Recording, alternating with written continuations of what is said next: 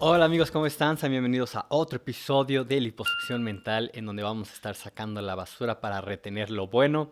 Y vamos a continuar con el capítulo 12 del libro de Lucas, en el versículo 41. Y en la nueva traducción vivientes, en la cual estamos leyendo, y en la descripción te dejo esta versión para que puedas leer junto conmigo. Vamos a comenzar. Recordemos, estábamos viendo cómo el Señor estaba anunciando su segunda venida y una parábola sobre cómo debíamos estar listos y preparados. Así que en el 41 dice, Pedro preguntó, Señor, ¿esa ilustración es solo para nosotros o es para todos? Y el Señor respondió, un siervo fiel y sensato es aquel a quien el amo puede darle la responsabilidad de dirigir a los demás siervos y alimentarlos. Exactamente, no era un siervo cualquiera, no era un siervo en el cual estaba toda la responsabilidad de todos los demás. Si el amo regresa y encuentra que el siervo ha hecho un buen trabajo, habrá una recompensa. Les digo la verdad, el amo pondrá a ese siervo a cargo de todo lo que posee. Sí, porque es un siervo en el cual puede confiar, que es buen trabajador, buen administrador, que hace bien las cosas, pues. Pero ¿qué tal si el siervo piensa, mi amo no regresará por un tiempo y comienza a golpear a los otros siervos, a parrandear y a emborracharse? El amo regresará inesperadamente y sin previo aviso, cortará al siervo en pedazos y lo expulsará junto con los infieles. O sea, lo va a despedir, ¿verdad? Exactamente. ¿Por qué? Porque le había encargado, le había dado un trabajo, no era cualquier siervo, era alguien en quien estaba poniendo una responsabilidad y una confianza. Entonces, pues, ¿qué va a hacer? Pues lo va a despedir. Lo va a enviar con los que, ay, no respondiste. 47. Un siervo que sabe lo que su amo quiere, pero no se prepara ni cumple las instrucciones, será severamente castigado. ¿Por qué? Porque pues ya sabía lo que tenía que hacer, ¿no? Pero ve lo que dice. Pero alguien que no lo sabe y hace algo malo será castigado levemente. Alguien a quien se le ha dado mucho, mucho se le pedirá a cambio. Y alguien a quien se le ha confiado mucho, aún más se le exigirá. ¿Y por qué empezó a decir esto el Señor? Porque es lo que él iba a hacer con ellos, ¿no? Les estaba encargando una misión muy importante. Y les estaba diciendo, así también ustedes díganle a los demás que se agreguen, que es importante que no descuiden la obra que Dios les ha dado. Y lo que el Señor nos está diciendo a nosotros es que ha puesto talentos, dones, ha puesto habilidades especiales en cada uno de nosotros. Y todos tenemos de estas habilidades y dones y capacidades que Dios ha puesto para que nos pongamos a trabajar en la obra del Señor, para que los pongamos a trabajar, para que el reino de Dios se siga extendiendo y mientras Él llega, nosotros trabajemos, ¿no? Responsablemente con lo que tenemos. Pero si Él llega y nosotros hemos desperdiciado estos talentos y estos dones, pues habrá una responsabilidad sobre todo en los que ya conocemos del Señor y hemos estado invirtiendo nuestro tiempo, como tú y yo, en estudiar la palabra. Entonces, simplemente lo que hay que hacer es obedecer al Señor. Lo que ya sabes que tienes que hacer, hazlo, ponlo en práctica. Y a lo mejor es difícil al principio, ¿no? Sobre todo el de estar amando a personas con las que a lo mejor no tenemos una muy buena relación, sobre todo si es alguien cercano o de la familia, no.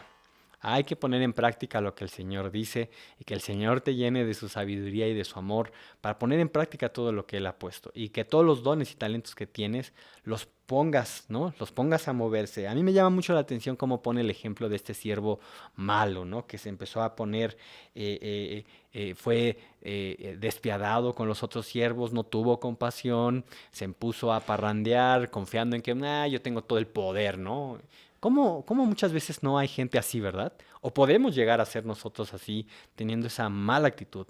Así que sigamos adelante siempre buscando lo que el Señor nos está diciendo y expectantes de esta segunda venida que el Señor tiene y con todos estos talentos y dones que nos dan muchísimo para estar ocupados en lo que el Señor regresa. Dice, Jesús causa división. Yo he venido, dice, para encender con fuego el mundo, y quisiera que ya estuviera en llamas. Me espera un terrible bautismo de sufrimiento y estoy bajo una carga pesada hasta que se lleve a cabo. Ya les estaba diciendo de nuevo que era necesario que Jesús muriera y que era algo pues difícil que iba a tener que pasar. Lo que el Señor Jesús hizo cuando entregó su vida en la cruz no solamente fue una muerte salvaje, pongamos de la palabra, y despiadada, avergonzante, vergonzosa pues también, pero que fue una cuestión espiritual en donde se separó de Dios. Se separó completamente de Dios al cargar en él todos los pecados del mundo, pasados y futuros. Y entonces tuvo esa separación completa de Dios y fue al infierno. Entonces todo esto lo sabía el Señor Jesús y le causaba angustia porque jamás se había separado de Dios. Entonces por eso estaba diciendo, me espera este bautismo de sufrimiento y estoy bajo una carga pesada hasta que se lleve a cabo. Dice, pero he venido, como había dicho antes, para encender con fuego el mundo. ¿Por qué? Dice, ¿piensan que vine a traer paz a la tierra? No. Vine a causar división entre las personas. De ahora en adelante las familias estarán divididas, 3 a mi favor y 2 en mi contra, o 2 a favor y 3 en contra. Exactamente. Después de que el Señor viniera, iba a haber mucha división, ¿no? Y sobre todo entre el pueblo de los judíos y también entre los gentiles, de que había personas que estaban queriendo seguir a Jesús, queriendo seguir sus enseñanzas, ponerlas en práctica, y otras familias que totalmente, o miembros de la familia que definitivamente no querían tener nada que ver con lo que Dios había enseñado y lo rechazaban. Y entonces, ¿qué iba a haber? Pues no iba a haber una unidad, ¿verdad?, entre esa familia. Entonces, después de que el Señor Jesús, así como el Señor Jesús también partió la historia, pues también iba a partir o dividir, en este caso, familias, relaciones de los que sí querían seguir a Jesús, de los que estaban de acuerdo o más bien queriendo entregar su vida a Él, a su servicio, y los que definitivamente no. Ve lo que dice 53. Habrá divisiones. El padre estará contra el hijo, si es que no quiere del Señor, ¿verdad?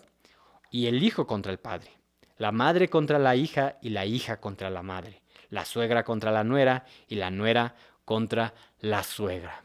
¿En qué? En que, como vemos, no sé si a ti te ha pasado, probablemente sí, pero esto pasa, ¿no? Sobre todo en una familia en donde alguien conoce al Señor y los demás no, y empiezan a haber varias divisiones o simplemente ya no puede uno también fluir como a lo mejor antes, porque si todo el mundo estaba en el mundo antes, pues, pues todos seguían igual, ¿no? Como mejor les parecía y así entendían. Pero cuando ya alguien conoce al Señor y empieza a tener una transformación de vida, hay de dos. O otros también dicen, wow, yo quiero eso que tú tienes, o los que se están queriendo resistir al Señor, que hasta se burlan, se enojan, no quieren ir, no quieren ni verte. Entonces hay esas divisiones por causa del Señor, de la luz, porque recordemos, las tinieblas repudian la luz, ¿no? No quieren nada que ver con la luz y con Dios, el reino de las tinieblas, pero la luz alumbra. Y entonces, ¿qué hacen las tinieblas? Se repliegan y se van y se quieren ir a otro lado y hay esa separación. 54 dice, entonces Jesús se dirigió a la multitud y dijo esto. Dice, cuando ustedes ven que se forman nubes en el occidente, dicen, ¡ah! Viene la lluvia. Y tienen razón. Cuando sopla el viento del sur, dicen, hoy será un día de mucho calor. Y así sucede. Necios, les dice. Saben interpretar las señales del clima en la tierra y en los cielos, pero no saben interpretar los tiempos presentes. ¿Y por qué les dijo esto el Señor Jesús? Porque normalmente se cree que la mayoría de la gente se dedicaba a la agricultura, ¿no? O sea, había otras profesiones, otras áreas de trabajo en las que la gente se desarrollaba, pero la mayoría de la gente era agricultora. Entonces, sabían de esto, habían aprendido a interpretar que si viene la lluvia, que si va a hacer calor y cómo actuar de acuerdo a esas señales. Pero entonces por eso les decía, si ustedes se sienten, ahora sí que muy sabiendo cómo interpretar las señales de la tierra para cuidar su cosecha, cómo no están pudiendo interpretar y saber las señales que están pasando de que el reino de Dios ya está aquí, de que Jesús ya vino, de que el Hijo de Dios mismo se está presentando ante ustedes, porque muchos estaban resistiendo al Señor. 57. ¿Por qué no pueden decidir por ustedes mismos lo que es correcto? Cuando vayan camino al juicio con el que los acusa, traten de resolver el asunto antes de llegar, sí, con el juez, ¿no? De no ser así, su acusador podría arrastrarlos ante el juez y quien los entregará a un oficial que los meterá en la cárcel. Y si eso sucede, no los pondrán en libertad hasta que hayan pagado el último centavo. Y por eso aquí el Señor dice, o sea, ¿por qué no pueden ustedes mismos hacer lo que es correcto? Si lo correcto es, ok, hay una deuda, pagarla, o hay un problema, arreglarlo, hay una discusión, ponerse de acuerdo, hay que pedir perdón, pedir perdón. Realmente esto soluciona la mayoría de los problemas, pero cómo ahí está puesto nuestro orgullo, el enojo, saber quién tuvo la razón, quién empezó, quién fue el que terminó, diciendo cosas más horribles. Y por eso el Señor aquí nos llama a a pasar encima de esto.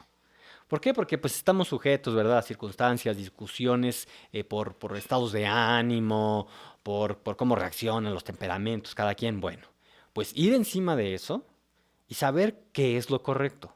¿Cómo va a solucionarse esto? ¿Cómo va a llevarse a buen puerto, pongamos, esta situación? Si ya Dios nos ha dado la inteligencia y la sabiduría y la dirección del Espíritu Santo, porque el Espíritu Santo está dentro de nosotros, entonces tomar esas decisiones correctas. En este caso, pues les estaba enseñando, ¿no? Les estaba predicando y les estaba haciendo despertar, que reaccionaran, dijeran, a ver, ya saben lo que es correcto, pónganlo en práctica. Así que no seamos necios, como dice aquí el Señor, y pensemos que nosotros nos la sabemos de todas. Porque por pensar que uno tiene la razón, puede uno dejar pasar lo que el Señor quiere mostrar para tu vida, para tu familia, para estos tiempos, y también puede llevarte a problemas con otras personas al tú permanecer determinado a decir, no, yo tengo la razón, yo tengo la razón, yo tengo la razón, y eso no sirve a nadie. No nos lleva a buenas decisiones, sino lo que sí nos lleva a buenas decisiones es tener esa comunión con Dios y esa relación directamente y de dependencia a Dios, de decir, Señor, a ver, pongo esta situación delante de ti, ¿cómo le hago? ¿Cómo me muevo? ¿Cómo emprendo con esta discusión, con este problema que hay que resolver? Todo eso, ponerlo delante del Señor y el Señor nos va a dirigir y nos va a dar sabiduría. Así que en este día toma la sabiduría de Dios, sé lleno de la sabiduría de Dios para interpretar los tiempos, para interpretar lo que Dios está hablando, para moverte en lo que el Señor está moviendo en este tiempo, para usar tus dones, para usar tus talentos, para dar buenas cuentas de esos talentos y de esos dones. Ponte a trabajar. Lo que el Señor ha puesto en tus manos, ponlo a hacer. No necesita uno mucha ciencia. Y ser sensatos, ¿no? No orgullosos, sino al contrario, humildes delante del Señor y ponernos encima. Solamente porque tenemos el Espíritu de Dios es que podemos elevarnos y estar encima de todas estas cosas humanas y dejar que el Espíritu Santo te gobierne. Así que nos vemos en otro episodio mañana de Liposucción Mental para continuar sacando la basura y reteniendo lo bueno. Adiós.